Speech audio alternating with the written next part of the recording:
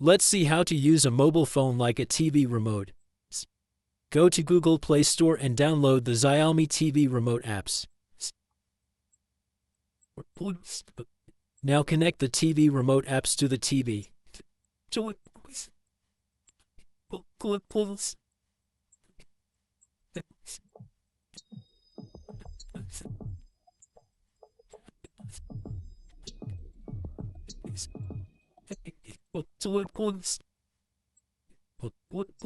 Now you have to enter the TV pairing code.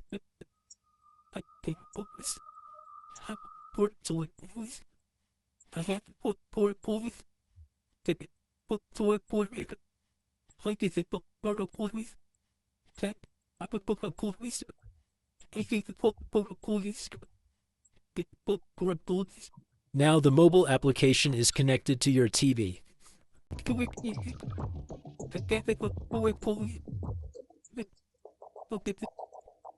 Now you can use your mobile as a TV remote.